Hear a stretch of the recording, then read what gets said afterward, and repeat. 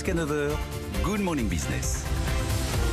C'est la reprise et on y croit avec notre invitée Anne Pruvot, la directrice générale d'e-Voyageurs SNCF. Bonjour. Bonjour. Ça nous fait très plaisir que vous soyez avec nous parce que je crois que vous aussi vous partagez le même optimisme. En tout cas, vous avez envie d'y croire comme nous. Cette fois-ci, c'est la bonne. Cette fois-ci, c'est le vrai redémarrage de notre économie. On y a cru avec Sandra en septembre dernier. C'est vrai. Puis finalement, c'est un peu fait pchit. On y a cru avec tous les chefs d'entreprise qui venaient sur ce plateau. Là, on espère que c'est la bonne. Il y a le vaccin. Et normalement, c'est la bonne. Est-ce que vous avez constaté, vous, Anne Pruvot, un redémarrage de vos ventes ?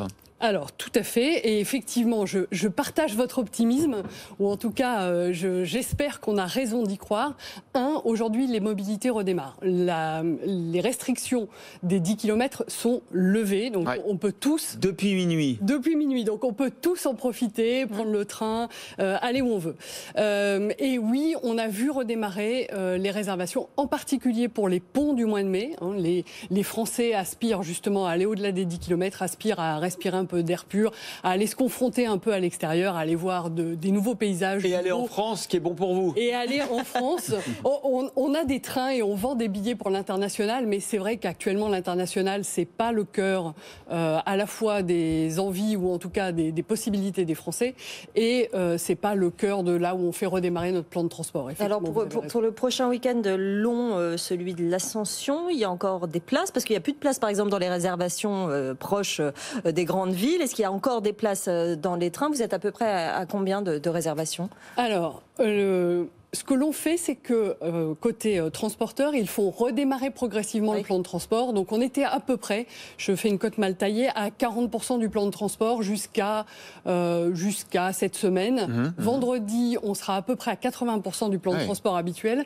Et pour les ponts, Ascension, Pentecôte en particulier, on sera à 100% à peu près. Donc effectivement, je ne vous le cache pas, les Français se sont précipités pour réserver ces fameux ponts. Mais il reste de la place. Il reste de la place pour certaines destinations. Alors, il y a des destinations qui sont plus courues que d'autres. Les trains du retour en particulier sont très très pleins. Pourquoi ? Parce qu'on peut étaler son départ entre le mercredi dans la journée, le jeudi matin éventuellement, mais tout le monde a envie de rentrer le dimanche le plus tard possible, en particulier pour l'Ascension. Donc effectivement, c'est un vrai sujet. Mais au-delà, j'ai envie de dire, des ponts de l'Ascension, on essaie aussi de préparer globalement l'envie d'air pur des Français, ou en tout cas d'air différent. Et par exemple, côté SNCF, nous lançons une opération billets de rattrapage où on offre à 2 clients des billets, des expériences pour 4 jours.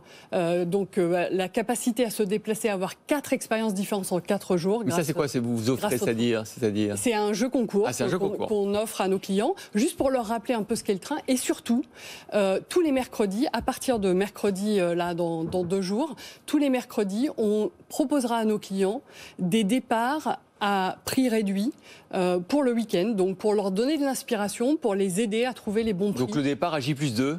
Voilà, exactement. Faites vos valises avec les mercredis au oui. Ça sera quoi les prix ? Alors, ça va dépendre évidemment de la destination, mais si je prends, je regardais là avant de rentrer dans le studio, si ce week-end vous avez envie d'aller à Étretat, vous pouvez encore y aller pour 15 € l'aller et 15 € le retour assez facilement en partant vendredi ou samedi. Alors, Anne Pruvot, vous êtes directrice générale d'e-Voyageurs SNCF. Ça représente quelle part du chiffre d'affaires de la SNCF, la vente en ligne aujourd'hui ? Alors, la vente en ligne, en tant que telle, ça doit... Alors, je peux vous dire ce que représente à peu près SNCF, plutôt que d'essayer de tirer des plans généraux. On représente plus de 60% des ventes de la SNCF, oui, tout à fait. Mais alors, je ne comprends pas très bien cette entreprise, la SNCF, que vous avez rejoint il y a quelques mois. Vous êtes patronne du e-commerce, donc des ventes de billets en ligne, mais vous n'êtes pas patronne des ventes de billets en guichet. Tout à fait, vous avez Alors raison. du coup, comment vous faites pour... C'est les mêmes produits qu'on vend. Ce sont les mêmes produits. C'est pas une organisation un peu à l'ancienne, ça ? Alors, vous pouvez estimer que c'est à l'ancienne, peut-être. Mais en tout cas, ce qui est très très important côté SNCF, côté e-Voyageurs, puisque au sein de e-Voyageurs, on a aussi l'application SNCF et un certain nombre d'outils qui d'ailleurs sont au service des agents de la SNCF. Ce qui est important pour nous, c'est d'être hyper performants sur les outils digitaux parce que ce sont eux qui accompagnent nos clients. On a parlé des restrictions de circulation juste au début de cette interview. Il faut que vous sachiez que pendant les différentes prises de parole du président de la République, des membres du gouvernement, on savait que l'application Oui SNCF accompagnait les Français. Pourquoi ? Je peux vous dire la minute exacte à laquelle Emmanuel Macron a prononcé le terme confinement le 27 octobre, c'était 20h07. Pourquoi ? Parce qu'on s'est pris 2000 requêtes par seconde à partir du moment où il a prononcé le mot confinement. Donc, vous voyez, en fait, ce sont des outils Et à l'inverse, vous avez fait un spécifiques. pic de réservation au moment où le gouvernement annonçait le plan de déconfinement progressif. Alors, le déconfinement est toujours beaucoup plus progressif que le confinement. Parce que le confinement, ça provoque une réaction de « il faut que je parte tout de suite » ou « il faut que je rentre tout de suite » ou « il faut que j'organise ». Je vous rappelle, par exemple, pour le 31 mars, on a changé les dates de vacances scolaires. Oui, c'est vrai. Ça Donc a changé tous les plans. Voilà, exactement. Qu'est-ce que vous attendez à quoi sur la part du e-commerce dans l'année 2021 ? Est-ce que d'après vous, il va y avoir encore une progression ? Alors, ce qu'on a vu, et ce qui est évident, c'est que 2020 a accéléré encore plus la digitalisation des pratiques globalement, en particulier pour les mobilités du quotidien. Donc les TER, les circulations en Île-de-France avec les Transiliens, etc.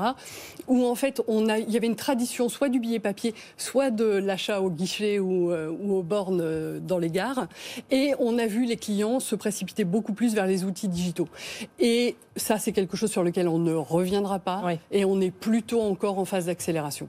Moi, j'ai quand même une question sanitaire, parce que là, vous nous avez annoncé que pour le week-end de l'Ascension, par exemple, vous aurez à nouveau 100% de vos capacités, ce dont on peut se réjouir. Mais il y aura donc beaucoup de monde dans les trains. Tout à fait. Tout le monde n'est pas vacciné. Les trains bondés, parfois ça peut faire un peu peur, parce que même si effectivement tout le monde met son masque, on se dit que c'est quand même un endroit clos. Alors, il y a plusieurs choses. Un, tout le monde met son masque et être vacciné n'est pas une excuse pour ne pas mettre le masque. Mais à l'inverse, est-ce qu'il ne faudrait pas un pass sanitaire aussi pour rentrer dans les trains ? Alors, je termine. Donc, le renouvellement de l'air et le nettoyage régulier des trains, à la fois la nuit et pendant la circulation. Vous devez voir passer des agents à bord des trains qui nettoient constamment. Donc ça, c'est très important pour la qualité sanitaire. Et quant à mettre un pass sanitaire, c'est quelque chose qui dépend du gouvernement et voilà, on suivra les recommandations dans ce domaine. Ce à quoi on se prépare, c'est effectivement à l'accueil des clients étrangers qui, eux, venant de pays étrangers, seront probablement soumis à un pass sanitaire. Tout à fait. Bon, un train, c'est quand même plus, mais il y a plus de monde dans un train que dans un cinéma où la jauge ne sera que d'un tiers. Et donc c'est vrai qu'on peut se demander pourquoi est-ce qu'il y a 2 poids 2 mesures. Je sais bien que c'est bien pour vous, mais en termes sanitaires, le train, ça reste quand même une zone de risque. Alors, en tout cas d'interrogation pour les gens qui prennent le train. Si vous comparez un cinéma et un train, il faut comparer en nombre de mètres cubes d'air par client et également comparer les systèmes de filtration et de renouvellement d'air. Ça, vous garantissez que vous avez mis à jour. Tout à fait.